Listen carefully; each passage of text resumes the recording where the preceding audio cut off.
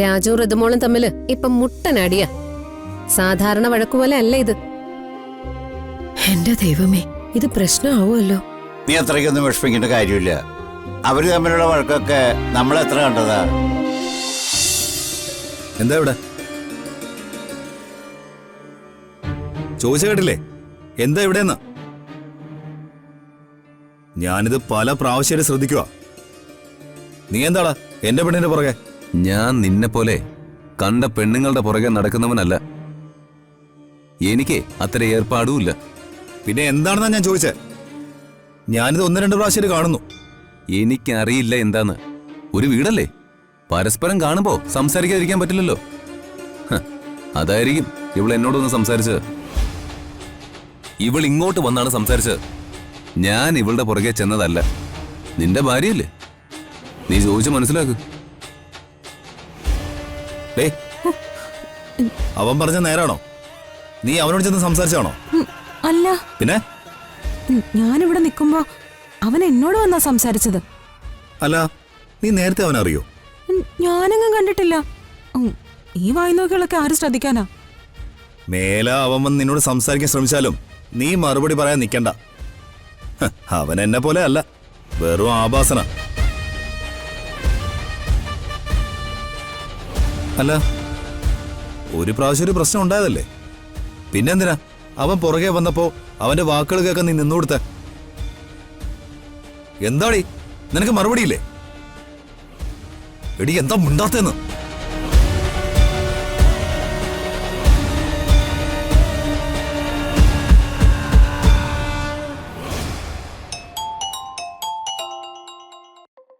ഇവളെന്താ phone എടുക്കാത്തെ?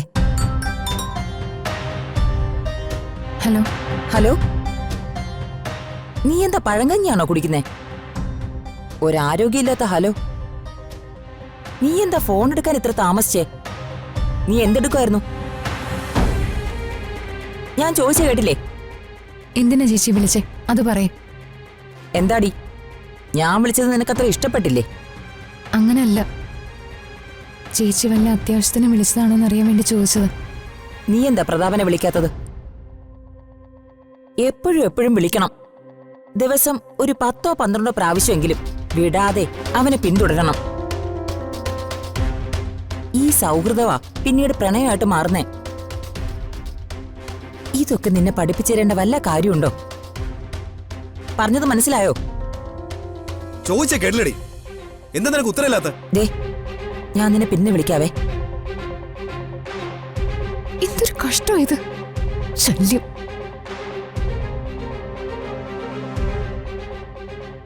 അവനോടൊരു പരിധി വിട്ട് സംസാരിക്കേണ്ട കാര്യം നിനക്കെന്താ? അവൻ നിന്റെ ആരാ?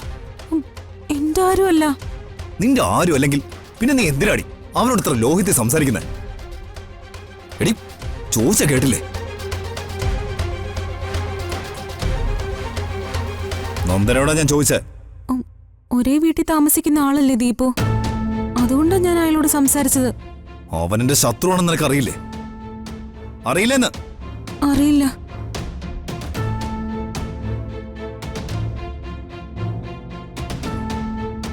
എന്താ ഇവിടെ ഒരു ബഹളം? നിങ്ങൾ തമ്മിലുള്ള തർക്കം പുറത്തു കേൾക്കാലോ. എന്താടാ? ഇവൾക്ക് ആ രാജുവിനോട് ചുമ്മാ കിന്നാരം പറയേണ്ട ആവശ്യം എന്താ? അതാ ഞാൻ ചോദിച്ചോണ്ടിരുന്നത്.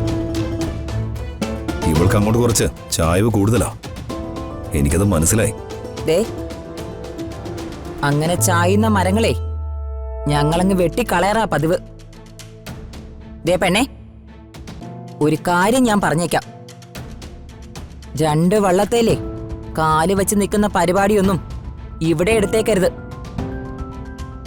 ഇവിടെ നമ്മൾ 3 പേരും ഒറ്റക്കെട്ടായിട്ട് നിൽക്കണം. ഒറ്റിയാലേ മരക്കുരിശിലല്ല, അതുക്കും മേലെ ശരിയാക്കി കളയും. പാടാ.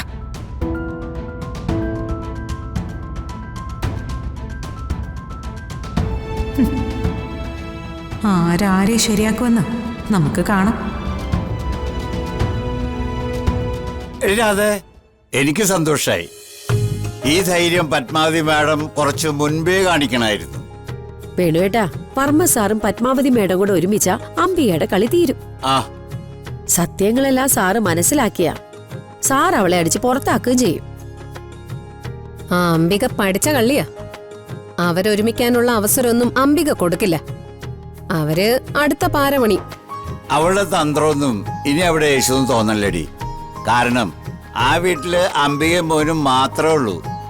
ബാക്കിയുള്ളവരെല്ലാം ഒറ്റക്കെട്ടാ. അച്ഛാ, അത് തന്നെയാ ഞാനും പറഞ്ഞേ. മറ്റുള്ളവരെല്ലാം ഒറ്റക്കെട്ടായതുകൊണ്ട് എന്ത് പ്രയോജനം? വർമ്മ സാർ ഇപ്പോഴും അംബികയുടെ പക്ഷത്ത് തന്നെയല്ലേ? എത്ര നാൾ ഇതുപോലെ ഇങ്ങനെ നിൽക്കുമോളെ?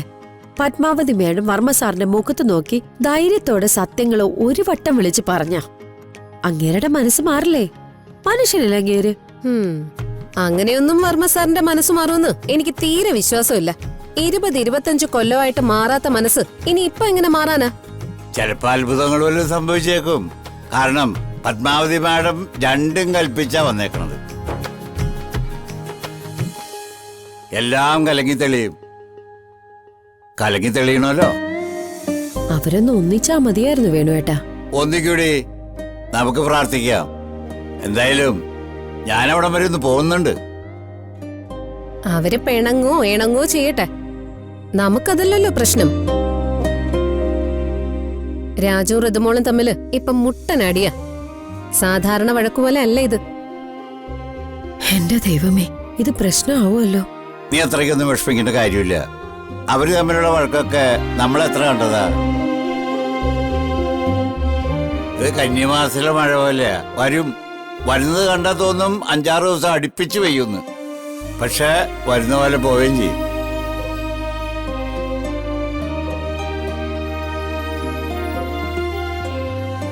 ആ, മോള് ഓഫീസിൽ നിന്ന് വരണുണ്ടല്ലോ.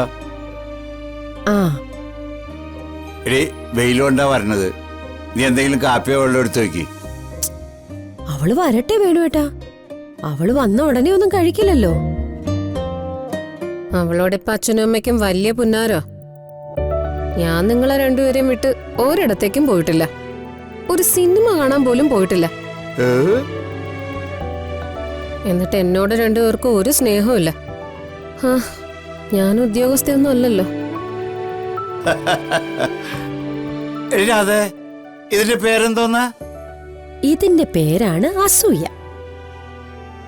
ആ, ഇവളുടെ അമ്മായിയമ്മയുടെ ശൈലി പറഞ്ഞ അഷൂഷ. അഷൂഷ.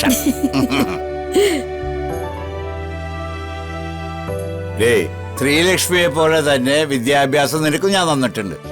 നീ ഇതുവരെ ഒരു PSC ടെസ്റ്റ് എഴുതിയിട്ടുണ്ടോ? ഒരു ജോലിക്ക് ഒരു ആപ്ലിക്കേഷൻ അയച്ചിട്ടുണ്ടോ? ചേച്ചിക്ക് അധികം ഏജൊന്നും ആയിട്ടില്ലല്ലോ. ചേച്ചി ആപ്ലിക്കേഷൻ അയക്കും, ഞാൻ ഹെൽപ്പ് ചെയ്യും. ചേച്ചി എന്നെ പോലെ ഗവൺമെന്റ് എംപ്ലോയി ആവും അല്ലേ ചേച്ചി? എനിക്ക് എന്റെ അനിയത്തിയോട് ഒരു അസൂയയില്ല.